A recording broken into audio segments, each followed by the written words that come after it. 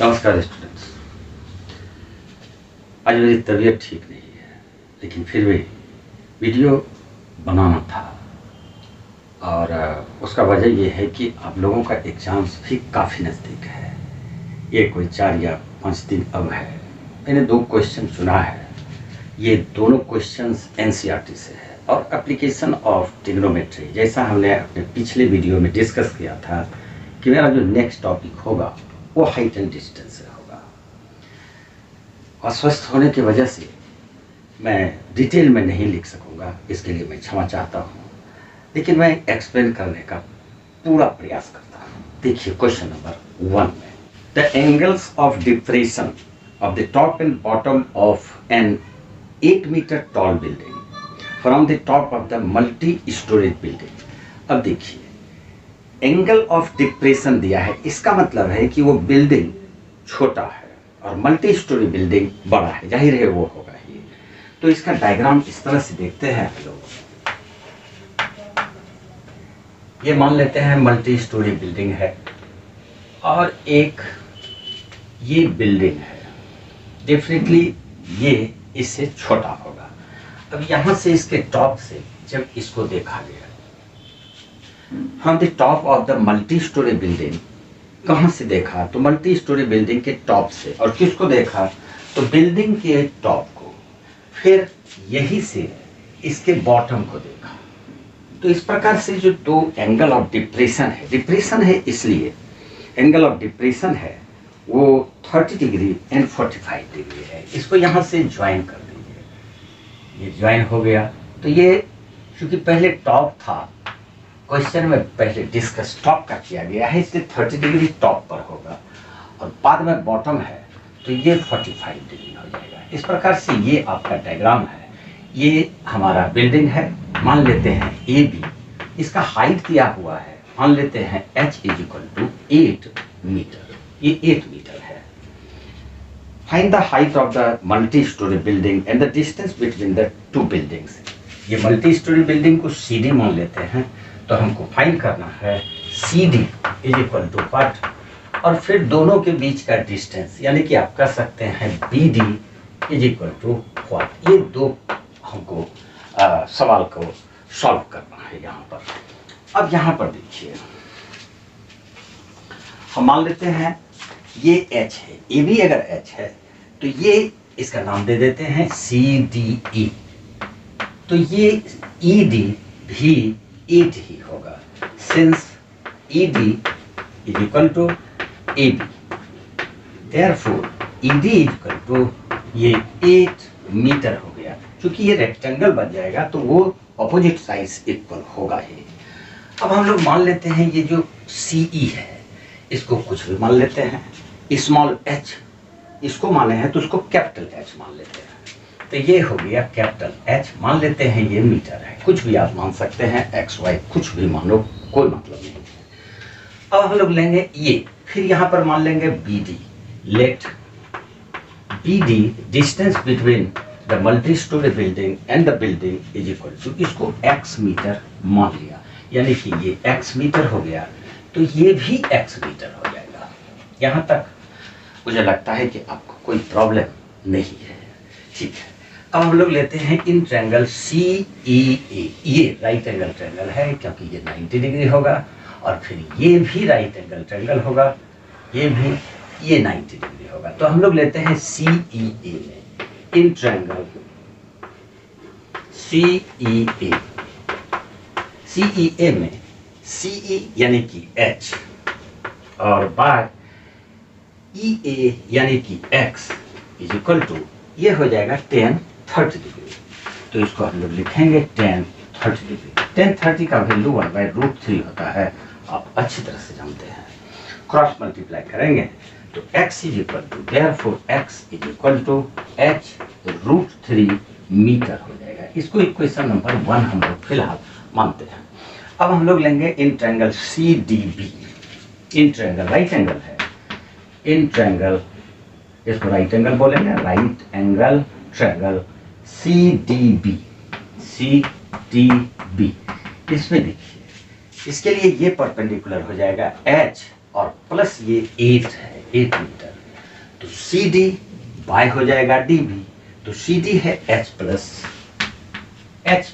8 और by D B तो x ही है, वही लेंगे, x is equal to 1030 degree, sorry 1045 degree, 1045। जैसा हम जानते हैं 1045 1 होता है, इसको भी क्रॉस मल्टीप्लाई कर लेते हैं, तो x into 1 x is equal to h plus 8 metre हो गया। ये हमारा इक्वेशन नंबर 2 आ गया। अब देखिए x इक्वल टू यहाँ एक इक्वेशन है, x इक्वल टू यहाँ दूसरा इक्वेशन है, दोनों x का ही वैल्यू है, दोनों को इक्वल कर दो from equation 1 and 2, from equations 1 and 2, x h plus 8 is equal to यहाँ पर है h रूट 3, ये h को इस साइड ले जाएंगे तो ये माइनस हो जाएगा, h root 3 minus h is equal to 8 हो जाएगा। यहाँ से h अगर कॉमन ले लें तो therefore h is equal to 8 by root 3 minus 1। 9 class में रेशनलाइजेशन आपने पढ़ा है, इसको रेशनलाइज कर दो, रूट 3 प्लस 1 और इंटू रूट 3 प्लस 1, तो ये आ जाएगा 8 रूट 3 प्लस 1, और यहाँ पर आ जाएगा रूट 3 का स्क्वायर यानी 3 माइनस 1 का स्क्वायर यानी 1, यानी 3 माइनस 1 2, तो ये हम 2 लिखेंगे और इसको कैंसिल कर देंगे 4, तो ये हमारा आ जाता है 4 इंटू रूट 3 प्लस 1 मीटर। अब ये तो h का वैल्यू निकला, लेकिन हमको निकालना है इसका height C D, therefore height C D is equal to h में 8 प्लस कर देंगे, यानी कि 4 रूट 3 प्लस 4 और plus 8 is equal to 8 4 12 plus 4 root 3 metre, यही इसका आंसर होगा, यानी कि height of the multi storey building is equal to 12 plus 4 root 3। एक और क्वेश्चन है, इसके बीच का डिस्टेंस यानी कि x फाइंड करना है, तो x किसी भी इक्वेशन देखिए x equal to h root 3, तो हम लोग लिख सकते हैं यहाँ पर distance between the two buildings that is x is equal to h root 3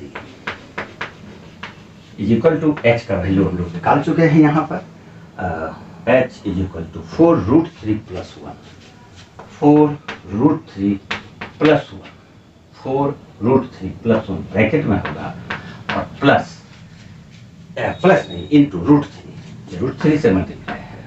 आप ये भी आंसर लिख सकते हैं, या 4 रूट 3 इंटू रूट 3 4 3 12 और प्लस 4 रूट 3 इंटू 1 4 रूट 3, ये मीटर होगा, यही दोनों के बीच का डिस्टेंस होगा। अब चलते हैं क्वेश्चन नंबर 2 में। क्वेश्चन नंबर 2 भी एनसीईआरटी का ही है और मेरे ख्याल से ये क्वेश्चन ज़्यादा इम्पोर्टेंट है। डायग्राम के साथ मैं इसको समझाता हूँ। क्वेश्चन नंबर 2,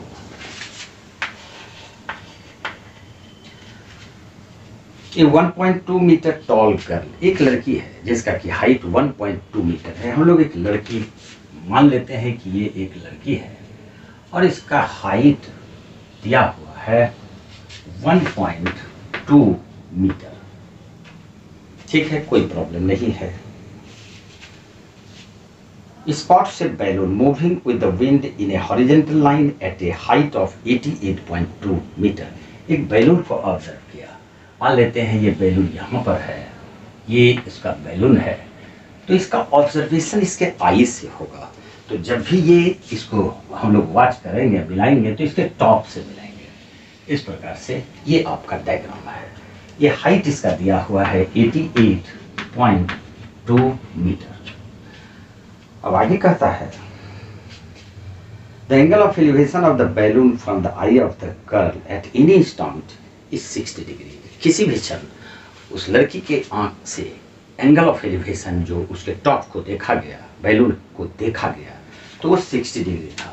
अब यहाँ से इसको ज्वाइन कर दो, तो ये एंगल ऑफ एलिवेशन 60 डिग्री होगा। इसको समझो, एंगल ऑफ एलिवेशन उसके आई से होगा, ना कि उसके फुट से होगा। And after some time the angle of elevation reduces to 30 degree. अब देखो कुछ देर के बाद बैलून तो मूव कर रहा है, तो डिफरेंटली ये बैलून मान लेते हैं कि यहाँ पर आ गया, हाइट तो सेम रहेगा, ये बैलून यहाँ पर आ गया। अब यहाँ से जब ये लड़की इस बैलून को इस तरह से देखती है तो इसको भी आप प्रोड्यूस कर दीजिए इस तरह से। तो ये जो एंगल ऑफ एलिवेशन है ये 30 डिग्री है, ये क्वेश्चन में दिया हुआ है 30 degree. Find the distance travel by the balloon during the interval. इस इंटरवल में बैलून कितना डिस्टेंस ट्रेवल किया, यानी कि हमको फाइंड करना है ये डिस्टेंस। हम लोग इसको x मीटर मान लेते हैं। अब देखो इसका नाम दे देते हैं, बैलून का इनिशियल पोजीशन AB है, and after some time the position of the balloon is CD, and then we join this point. We name the girl as X and Y. XY is the height of the girl, and this point is marked as A, B, C, D, E, and then this point is F. इस प्रकार से आप इसका नाम को mark कर सकते हैं। हमको फाइंड करना है X. We have to find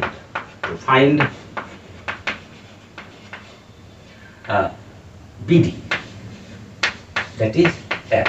X is equal to what? थोड़ा सा लिखने में भी प्रॉब्लम हो रहा है, लेकिन जल्दी ही इस वीडियो को खत्म करता हूँ। अब हम लोग लेते हैं इन ट्रायंगल AFX में, ये तो राइट एंगल होगा, ये AFX in right angle triangle, in right angle triangle AF and X। इसमें हम लोग को एक बात देखिए थोड़ा सा ध्यान से, ये 1.2 है और ये पूरा 88.2 है, तो AF कितना आ जाएगा? AF इज इक्वल टू हो जाएगा 88.2 माइनस 1.2, यानी कि ये 87 मीटर होगा। और ये डिस्टेंस को हमने x माना और ये yv को y मान लेते हैं, तो ये भी y हो जाएगा। ठीक, क्लियर है, कोई दिक्कत नहीं होनी चाहिए आपको, अगर है तो आप बताइएगा, मैं फिर से बताऊंगा। अब इस एंगल में लेते हैं AF by FX। AF by FX is equal to AF हम लोगों ने निकाला 87, तो 87 बाय, और ये XF Y है, तो ये Y हो गया, लेकिन ये F बाय FX तो 1060 डिग्री हो जाएगा, तो हम लोग इसको लिख देंगे 1060 डिग्री, और 1060 डिग्री √3 होता है। तो ये इसको क्रॉस मल्टीप्लाई करेंगे तो therefore y is equal to 87 by √3 metre, यानी कि y का ये वैल्यू 87 बाय √3 निकलता है।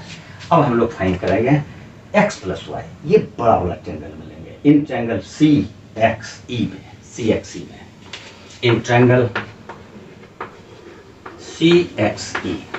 CXE में यहाँ पर देखिए इस ट्रायंगल के लिए ये भी राइट एंगल है, तो हम लोग राइट एंगल ट्रायंगल ये लिए, तो ये राइट एंगल ट्रायंगल है, ये CE बाय EX होगा, CE बाय EX। इसका वैल्यू क्या होगा इसको पहले लिख लो, CE तो 88.2 माइनस 1.2 ही होगा, यानी 87 ही रहेगा, तो हम लोग इसको 87 लिख लेंगे, और बाय EX ये पूरा यहाँ से यहाँ तक है, तो x प्लस वाई लिखेंगे, x प्लस वाई। अब ये 10 में हमारा ये 30 डिग्री है, तो 1030 डिग्री लेंगे, 1030 डिग्री, और 1030 डिग्री का वैल्यू 1 बाय √3 होता है, आप अच्छी तरह से जानते हैं।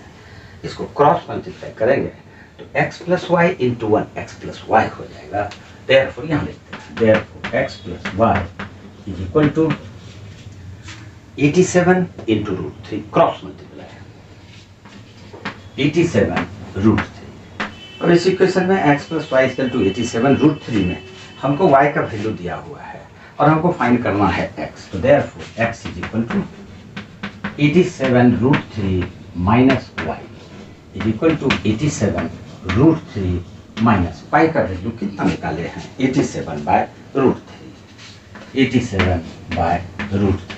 यहाँ से दोनों में 87 है, अगर हम कॉमन ले लें तो जरा सा हल्का हो जाएगा, तो ये ले लेते हैं 87, यहाँ बच गया √3 -1 बाय √3। इसको सॉल्व करोगे तो √3 - √3 3 - 1 हो जाएगा ये, तो ऊपर में 2 हो जाएगा, 2 × 87 × 2 बाय √3। अब इसको रेशनलाइज करेंगे, √3 बाय √3, नीचे √3 × √3 3 हो जाएगा, तो ये कितना आ जाएगा, x = 87 × 2 √3 और बाय हो गया 3।